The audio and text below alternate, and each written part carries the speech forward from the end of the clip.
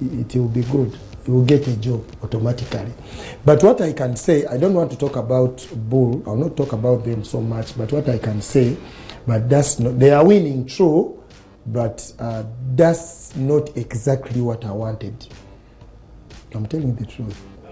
I think Bull had also to have those young players. We had a very good young team last season. We had so many good young players who have already introduced into the team. You see? So I think they were not given chance. I don't want to go there too much, but I'll talk about it because that's my home village. I support Bull. You still have connection. I support Bull. Yes, yeah. Because now Bull is buying players around Ginger. Are you together? Then they are buying players who are already made. If I'm to buy a good player, for example, now if I go to KCCA and Vipers, and I bring, I want to talk to Vipers because I've never been there.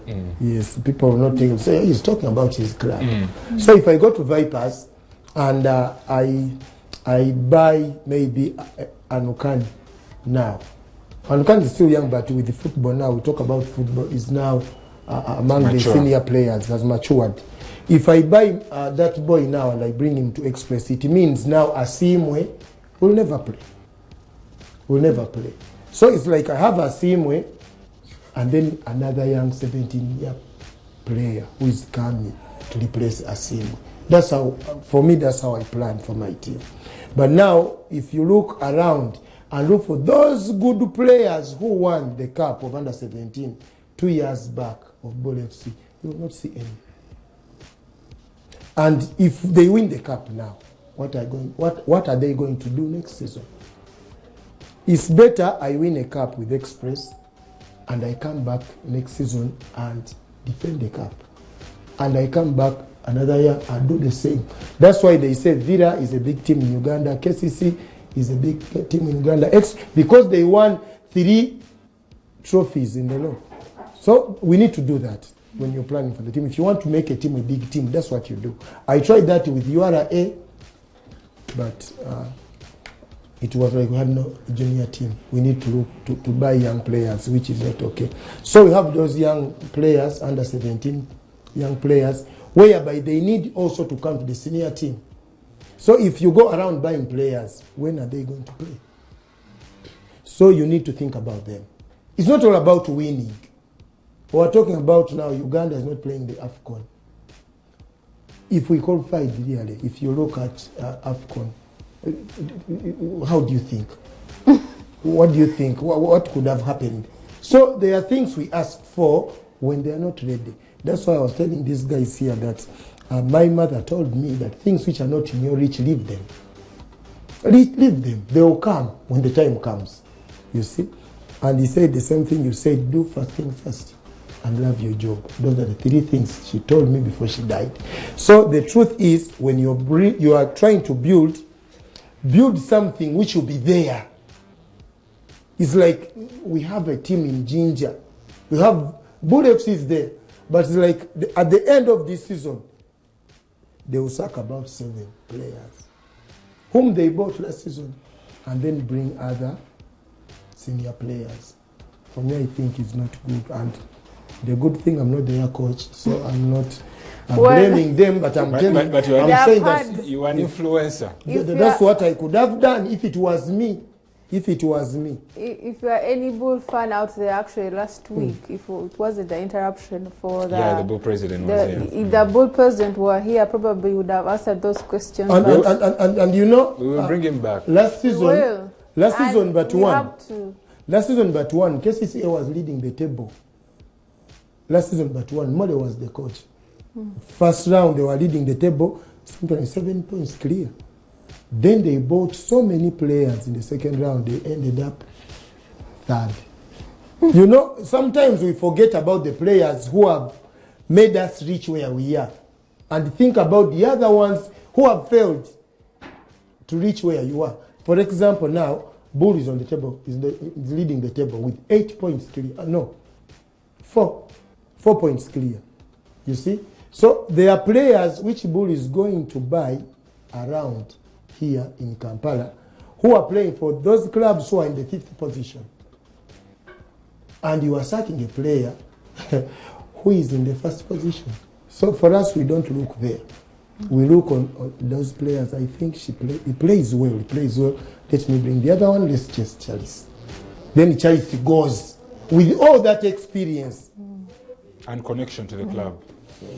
I think that is. Well, that's an interesting discussion. Thank you so much, Coach Alexis Isabirye. Obviously, moving on. A Villa legend, by the way. You forgot to add that to his Villa legend, and obviously, introduction. I don't know if you're Express legend. I think of all the achievements he has, what he did at Villa stands above. But you can go ahead. Anyway, that's Chelsea desire. I mean, he keeps talking about, bragging about the things you did in the past, the 16-time record champions. Villa all the way. True, 20 years old. Yes. They call me Trezeguet because the goals I scored in Villa. Yes. Now you know. 20 years old. 20 years old. We are and waiting. Still dreaming. We are waiting. And that's not only Isabirye that dreaming of a trophy.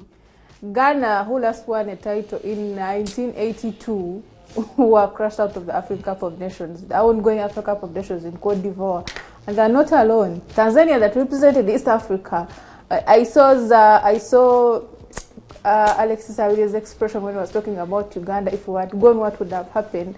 But Uganda is a very discussion. We have had the opportunities. We have even in the last editions we participated. We felt like we could have learned something, and probably by the last qualification we could have gotten somewhere near having the best team to be playing at the African Cup of Nations, but we aren't there.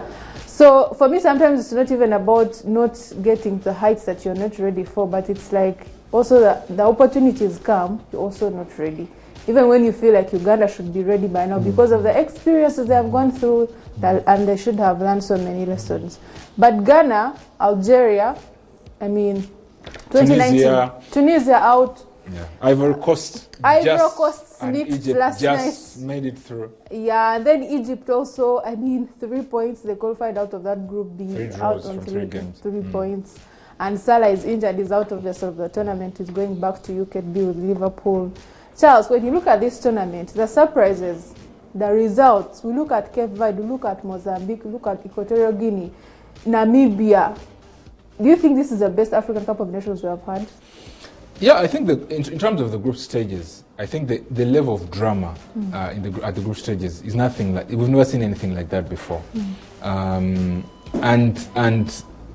you see the number of goals that were scored, you know, deep in the second half. All of that has made it exciting. I think as far as the group stages is concerned, this is the best we've ever had. But of course we have the knockouts to come.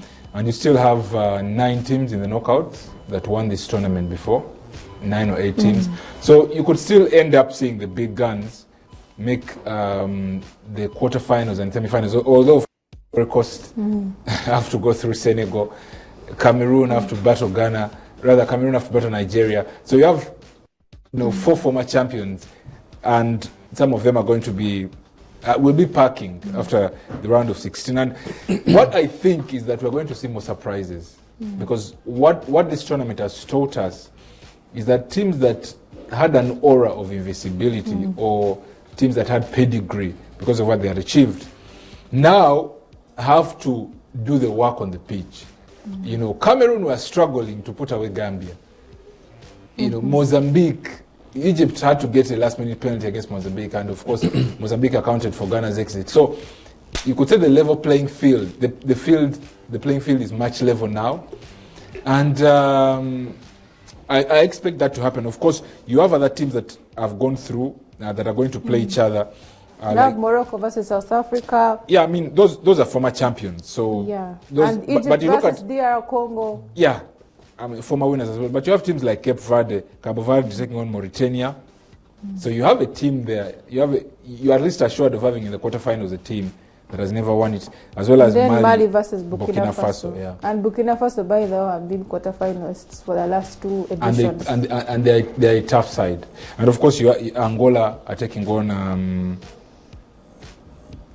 Namibia. So even those haven't played against, have never won the trophy. So you're going to have one of these minnows reach at least the semi-finals, and then anything can happen. But you still have to think, coach, that Morocco and Senegal maybe just have a slight edge on the rest of the competition?